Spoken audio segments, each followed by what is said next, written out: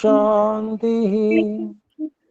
ओम शांति शांति शांति। ओम। आज की श्रीमद् वाल्मीकि रामायण की इस कक्षा का हम आरंभ करते हैं। इसमें हम इस इतिहास ग्रंथ महर्षि वाल्मीकि द्वारा रचित वाल्मीकि रामायण इस पुस्तक का स्वाध्याय करते हैं आज।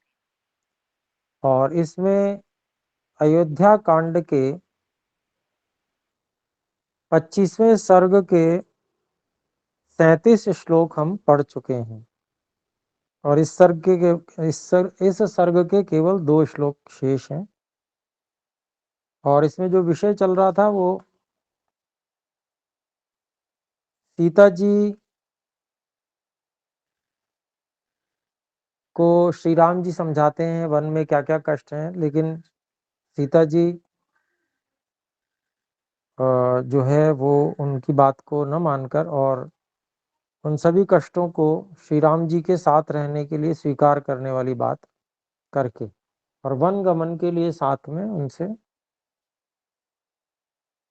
अपील करते हैं, उनको कहती हैं, बार बार अनेक प्रकार से कहती हैं, जैसे पति पत्नी के बीच में संवाद होते हैं उस प्रकार से ही। और फिर अंत में श्री राम जी जो हैं वो तैयार हो जाते हैं। तो 37वें श्लोक में हमने समझा था, सीता जी को श्री राम जी ने कहा कि आप जो है वन गमन के लिए तैयारी कीजिए। तो ये बात हो गई थी। तो आइए देखते हैं 38वां श्लोक। मैं बोल रहा हूं।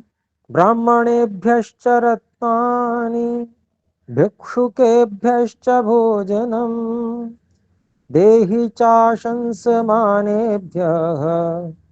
स्वन्तरस्य च माचिरम् संत्वरस्व च माचिरम्। और इसको हम अलग अलग पदों में बांट लेते हैं।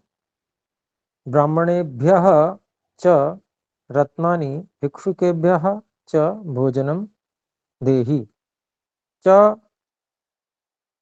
आशंसमानेभ्यः संत्वरस्व च माचिरम्।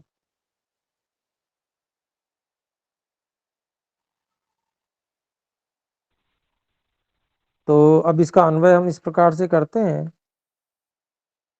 आशंसमानेभ्यः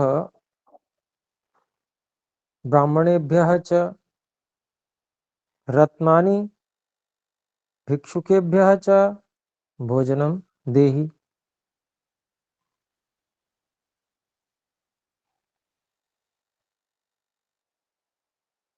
संत्वरस्व च माचिरम्। तो क्या कहते हैं श्री राम जी माता सीता से?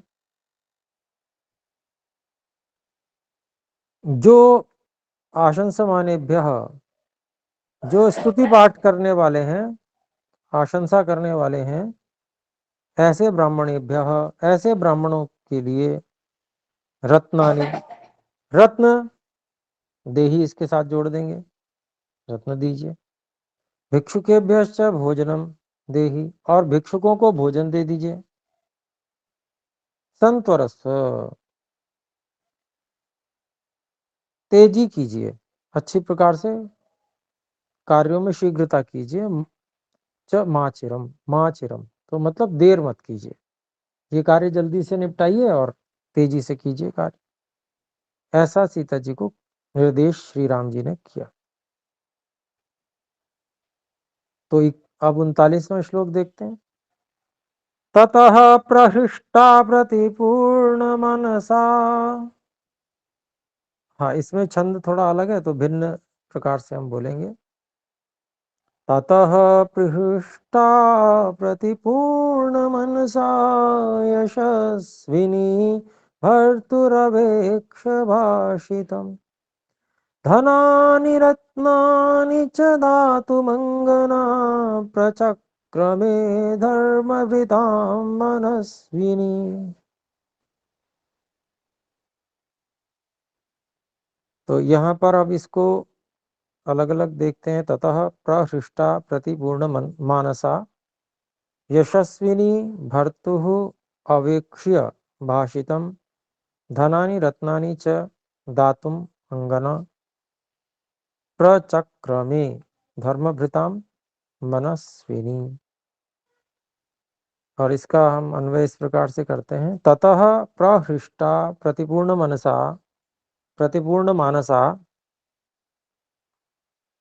यशस्विनी मनस्विनी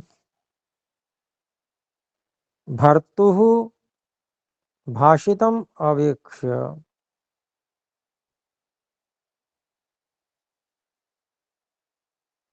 अंगना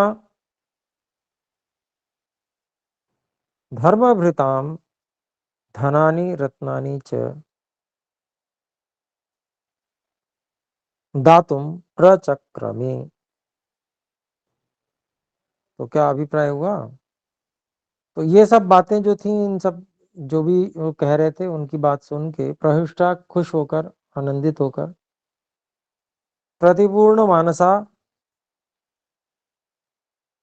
अपना जो मन की बात थी वो पूरी हो गई है जिनकी ऐसी, यशस्विनी जो यशस्वी हैं माता सीता, मनस्विनी जो मनस्विनी हैं, मनन करके सब कार्यों को करने वाली हैं,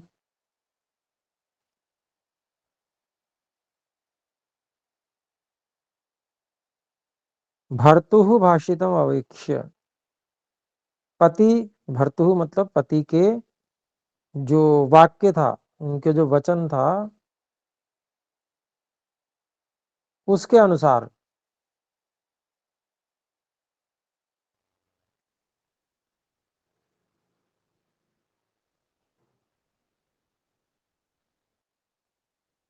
इस प्रकार की जो माता सीता थी अंगना, धर्मभृताम जो धर्मात्मा लोग थे उनको, धनानि रत्नानि च दातुम धन और रत्नों को देने के लिए प्रचक्र में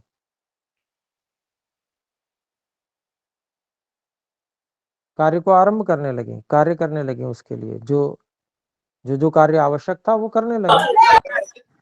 तो इस प्रकार से यहाँ पर ये जो है हमारा 25वां सर्ग समाप्त हुआ। और इसमें मुख्य रूप से जो सीता जी और श्री राम जी का संवाद है, और सीता जी ने उनको मना लिया वनगमन के लिए, और अपनी जो है उन्होंने जो जिसको कहते हैं कि मानसिक बलवत्ता को श्री राम जी के सामने सिद्ध किया। मानसिक रूप से वो पूरी तरह से वनगमन के लिए तैयार थी। और फिर ये भी देखना है कि हम देखें कि जो एक जो राजकुमार राजा, उनका कैसा दिनचर्या स्वभाव रहता था। तो प्रतिदिन कुछ ना कुछ भिक्षुकों को दान, और ब्राह्मण जो ऐसे योग्य ब्राह्मण होते थे, स्तुति पाठ आदि करने वाले, स्वस्ति वाचन आदि करने वाले, ऐसे उत्तम उत्तम ब्राह्मणों को रत्न भी देते थे वो प्रतिदिन। तो ये प्रतिदिन का उनका कार्य था। तो वो जो दिनचर्या में उनके था, उस दिनचर्या को पूरा करके और फिर आगे उनको तैयारी वन गमन के लिए करनी थी, तो उसके लिए उन्होंने उनको निर्देश किया। अर्थात जो जिसको कहते हैं कि एक तरह से श्री राम जी भी उससे स्तब्ध थे, और अंदर से तो उनको शोक था ही, भले ही उन्होंने बिल्कुल प्रकट नहीं किया। लेकिन हमने यहाँ पर देखा सीता जी के पास जैसे ही वो आए, तो जैसे पति पत्नी के बीच में मनोभाव प्रकट हो जाते हैं, तो उस तरह से पूरी बात उनके सामने प्रकट भी हो गई उनकी, श्री राम जी की।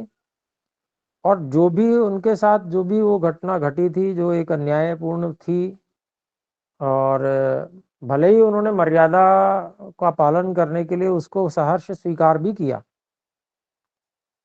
लेकिन जो इस प्रकार की बात यहाँ पर एक थी, उसके बावजूद, उसके मतलब उनके जो राज्याभिषेक हो रहा था और वनगमन का निर्देश हो गया, तो ये जो प्रतिकूल बात इतनी सब होने के बाद भी वो अपने जो कार्य हैं, जो उनकी दिनचर्या है, भिक्षुकों को दान देना, ब्राह्मणों के लिए रत्न देना इत्यादि, ये सब बिल्कुल यथावत जो है वो अनुपालन उसका कर रहे हैं, जैसे कोई राजकुमार राजा करते हैं। तो वो सारी की सारी दिनचर्या उन्होंने सीता जी को समझाई और वो उनका उसका अनुपालन कर रही हैं। तो आइए अब देखते हैं 26वें सर्ग में आगे चलते हैं। तो आगे जो है लक्ष्मण जी की बात आ गई है इसमें, और लक्ष्मण जी जो हैं ये कुछ देर पहले आ गए हैं, और जो उनका प्रकोष्ठ है जिस महल में श्री राम जी सीता जी आपस में जो पति पत्नी रहते हैं, वहां पर अपनी बातचीत जो कर रहे थे, तो बाहर खड़े होके जो है लक्ष्मण जी भी भैया भाभी की बात सुन रहे थे। जो उनके बीच में चर्चा परिचर्चा जो भी बात थी वो चल रही थी, तो उसको पूरा उन्होंने सुना। ये बात अगले श्लोक में जो है वो आपका 26वें सर्ग के पहले श्लोक में भी आई है। तो 26वें सर्ग के प्रथम श्लोक को हम बात करते हैं उसके बारे में। एवं श्रुत्वा तु संवादं लक्ष्मणः पूर्वमागतः बाष्पपर्याकुलमुखः शोकं सोढुमशक्नुवन्।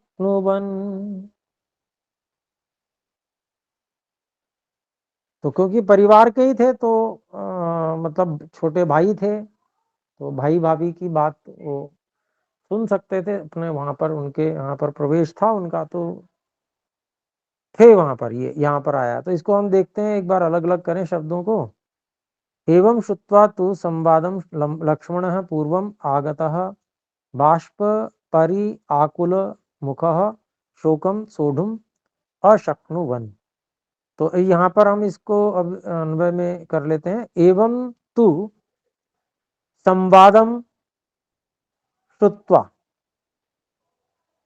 पूर्वमागतः लक्ष्मणः बाष्प परि आकुल मुखः शोकम सोढ़ुम अशक्नुवन्।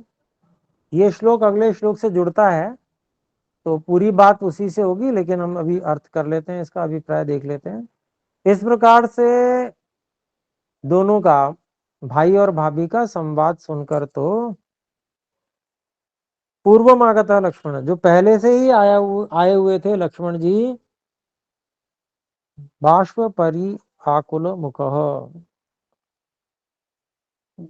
पूरी तरह से जैसे आंसुओं से आकुल हो गया जो मुख था उनका, उस तरह का था। तो इस प्रकार के मुख के साथ में शोकम सोढ़ुम अशक्नुवन, जो दुख था भैया भाभी के बीच में जो बातचीत हुई और उससे जो दुख उनको प्रकट हुआ और पता चला, तो उसको, उस दुख को सहने सहने में असमर्थ होते हुए, न सह सकते हुए उस दुख को, अगले श्लोक को पढ़ते हैं। सभ्रातुश्चरणो गाढ़ं निपीड्य रघुनंदनः सीतामुवाचातिशया राघवं च महाव्रतम्। तो बड़ा भावुक सा दृश्य है।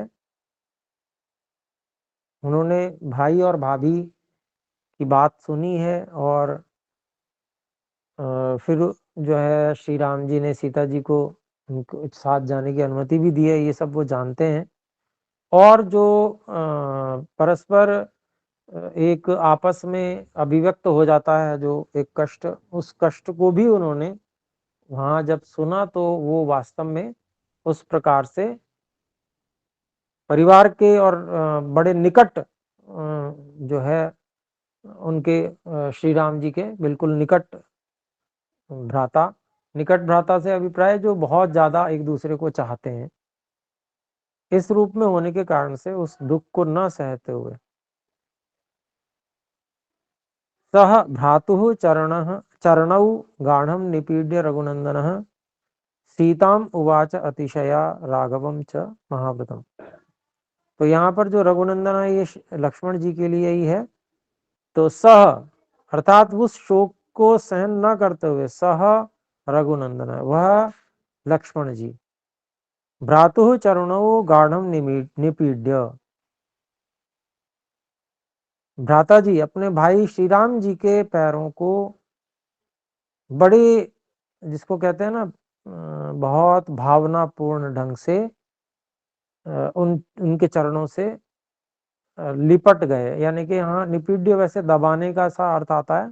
तो जैसे उसको पकड़ के, जैसे चरणों को, भाई के चरणों को पकड़ के और जैसे अपने अंक में भरकर और दबा लिया हो, इस प्रकार से जो वो दुख था उसको वहां पर उन्होंने अभिव्यक्त किया। फिर आगे कहते हैं निपीड्य महाव्रतम राघवम अतिशया च अतिशया सीताम च उवाच। तो ऐसा उन्होंने श्री राम जी के चरणों को पकड़ा और फिर उन्होंने महाव्रत वाले जो श्री राम जी थे, राघव, यहाँ राघव श्री राम जी के लिए आया है। तो ऐसे जो श्री राम जी थे, महाव्रत को लेने वाले, महान व्रतों का पालन करने वाले जो श्री राम जी थे, और जो महायशस्विनी माता सीता, अतिशया मतलब बहुत ज्यादा यश वाली, ऐसी अति यशा, क्षमा करें मैं गलत पढ़ूंगा, अति यशा, जो बहुत ही अधिक महान यशस्विनी है, ऐसी माता सीता को उन्होंने कहा। क्या कहा वो अगले श्लोक में है। तो ये एक वर्णन है जो महर्षि वाल्मीकि जी यहाँ पर कर रहे हैं कि इस प्रकार से लक्ष्मण की क्या स्थिति थी, उन्होंने किस प्रकार से श्री राम जी के चरणों को जो है अपने अंक में भर लिया, और फिर उन्होंने श्री राम जी और माता सीता से, अतियशा जो थी, उनसे क्या कहा। तो वो अगले श्लोक में है। तीसरा श्लोक है यदि गंतुम कृता बुद्धिर्वनं मृगगजायुतम् अहं त्वामनुगमिष्यामि वनमग्रे धनुर्धरः।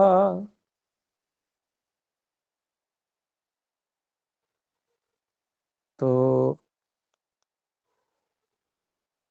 ये अलग अलग कर लेते हैं। यदि गंतुम कृता बुद्धि वनम मृग गज आयुतम अहम त्वा अनुगमिष्यामि वनम अग्रे धनुर्धरः।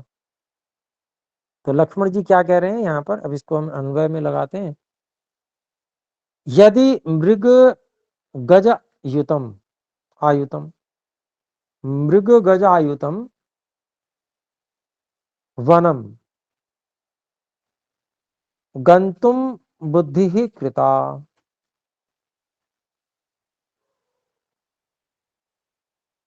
अहम धनुर्धरः त्वा अग्रे वनम अनुगमिष्यामि। तो श्री राम जी और माता सीता से यूं कहते हैं कि हे श्री राम जी, यदि सिंहों, मृगों और हाथियों से जो युक्त जंगल है, वन है, तो वहां जाने का आपने निश्चय, बुद्धि कर ही लिया है, तो अहम मैं धनुर्धारी होकर, अर्थात धनुष को धारण करके आगे आगे वन को आपके साथ चलूंगा, आपसे आगे आगे चलूंगा, अनुगमिष्यामि। अग्रे आ गया तो इसीलिए वो आगे आगे साथ चलने की बात आ गई। अनु वैसे पीछे चलने की बात होती है, लेकिन क्योंकि अग्रे कहा है तो फिर आगे आगे चलूंगा, मतलब साथ चलूंगा लेकिन आगे आगे धनुष को लेकर रक्षा करता हुआ चलूंगा, ऐसा लक्ष्मण जी ने वहां पर श्री राम जी और सीता जी को कहा। तो आइए चौथे श्लोक को देखते हैं। न देवलोकाक्रमणम नामरत्वमहं वृणे ऐश्वर्यं वापि लोकानां कामयेन त्वया विना।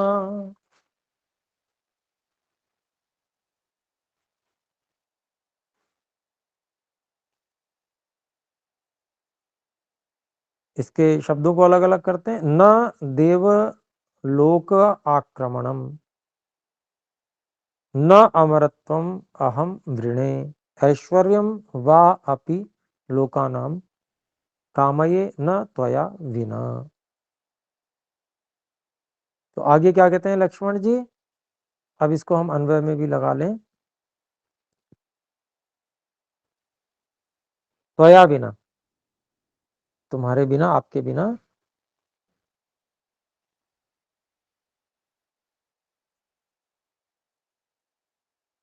अहम न देवलोकाक्रमणम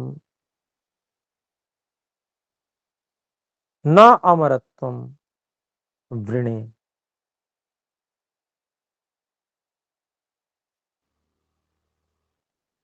फिर आगे कहते हैं न लोकानाम ऐश्वर्यम वापि कामये। तो कहते हैं कि त्वया बिना, आपके बिना, अहम मैं, ना तो देवलोक का जो राज्य है उसको चाहूं, वृणे, उसका वर्ण करूं, देवलोक का जो ऐश्वर्य है और उस पर उसका जो देवलोक को जाकर और आनंद प्राप्त करना है उसको भी मैं न चाहूं। ना अमरत्वम, और ना ही मैं मोक्ष को चाहूं, अमरत्व मतलब मोक्ष, वृणे, उसका भी वर्ण नहीं करूं मैं। और ना ही, फिर आगे कहते हैं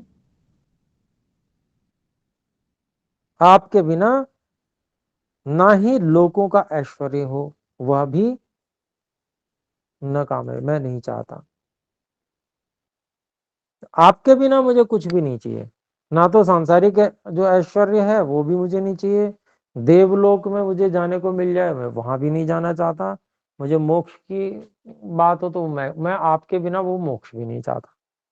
तो सीधी बात उन्होंने एक कह दी, अपने मन की इच्छा। ओम। जी बोले। गुरुजी, देवलोक से मतलब क्या हुआ, देवलोक में जाने से?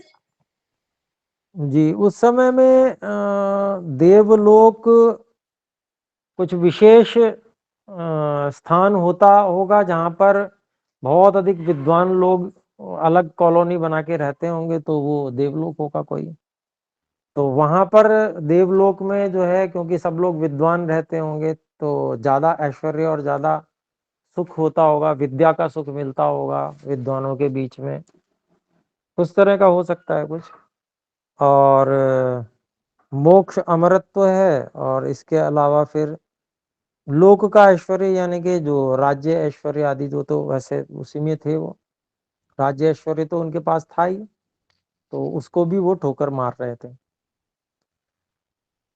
तो ये जो है जी। सामान्य रूप से कल्पना बहुत अलग प्रकार की लोग करते हैं। देवलोक का मतलब कोई ऐसा अलग से कोई स्थान, या कोई और पृथ्वी से हटकर कोई चंद्रमा आदि इस तरह का कोई होगा लोक, जहां पर और कुछ आभूषण से पहने हुए लोग, बहुत सारे आभूषणों से लदे हुए हों, और वहां पर जो है एक कोई सभा होती हो, उसमें जो है नृत्यांगनाएं नृत्य कर रही हो, इस प्रकार की कल्पना, पौराणिक कल्पना जो है वो कराई जाती है प्रायः देवलोक की। पर वास्तविकता ये है कि देव जो है वो विद्वान होते हैं, तो जो विद्वान होंगे वो सब कार्य बहुत विचार पूर्वक और बहुत जिसको कहते हैं वैज्ञानिक वो लोग होते होंगे, और जो उनके वैज्ञानिक होने के कारण से उस वहां पर विज्ञान रूपी ऐश्वर्य और ज्ञान और विज्ञान का ऐश्वर्य रहता होगा, तो इस कारण से वो देवलोक एक अलग कुछ इस प्रकार का बनाया होगा स्थान, जहां पर, क्योंकि सामान्य व्यक्ति और विद्वानों में थोड़ा सा भेद रहता है। सामान्य व्यक्ति विद्वानों को अपने ईगो के कारण से, अपने अहंकार के कारण से कोई विशेष स्थान नहीं देता, और उनको ऐसा समझता है कि ये लोग तो जो है बैठे रहते हैं, कुछ करते ही नहीं। जबकि वो बैठे रहते हैं तो बैठते कहाँ हैं, वो समाधि में बैठते हैं, वो विज्ञान को की खोज करते हैं। सामान्य व्यक्ति को वो चीज समझ में नहीं आती। तो जो है, जो जिस चीज का गुण जानता नहीं है उसकी सतत निंदा करता है। तो इसलिए उनको अलग जो है, अलग निवास, अलग उनका विद्वानों का एक अलग स्थान दिया जाता होगा पूर्व काल में, तो उसी को देवलोक कहते होंगे। तो इस प्रकार से कुछ ऐसा समझ सकते हैं हम। तो आइए फिर अब 5वें श्लोक को देखते हैं।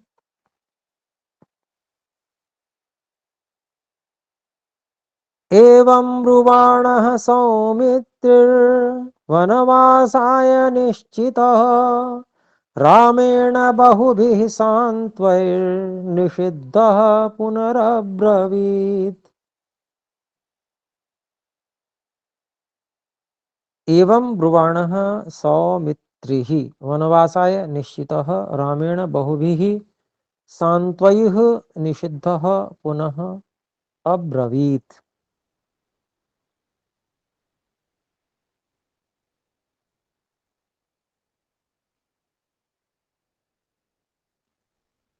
तो इसका हम अन्वय कर लेते हैं। वनवासाय निश्चितः सौमित्रिः एवं ब्रुवाणः रामेण बहुभिः सान्त्वैः निषिद्धः पुनः सौमित्रिः अब्रवीत्।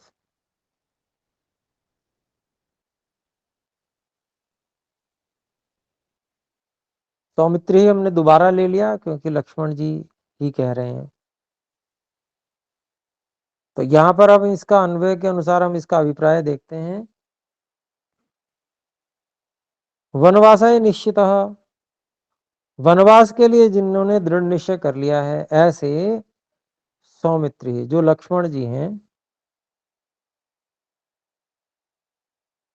एवं ब्रुवाण ऐसे कहते हुए, जो इस प्रकार की बात कह रहे थे, उनको रामेण बहुभिः सान्त्वयि निषिद्धः, तो श्री राम जी के द्वारा बहुत प्रकार से उनको बातें जो कही गई, उनसे उनको मना किया गया कि भाई नहीं, आप मत चलो इत्यादि। तो इस प्रकार की जो बातें थी, तो फिर इन सब बातों पर लक्ष्मण जी ने फिर से अब्रवीत कहा। क्या कहा, तो वो 6ठे श्लोक में है। अनुज्ञातश्च भवता पूर्वमेव यदम्यहम् किमिदानीं पुनरिदं क्रियते मे निवारणम। तो एक थोड़ा सा नाराज सा होते हुए लक्ष्मण जी कह रहे हैं, अनुज्ञातः भवता, अनुज्ञातः अलग अलग शब्दों को कर रहे हैं। अनुज्ञातः भवता पूर्वम एव यद अस्मि अहम किम इदानीं पुनः इदम क्रियते मे निवारणम। तो इसका अन्वय इस प्रकार से है कि भवता यद अहम पूर्वमेव अनुज्ञातः च अस्मि,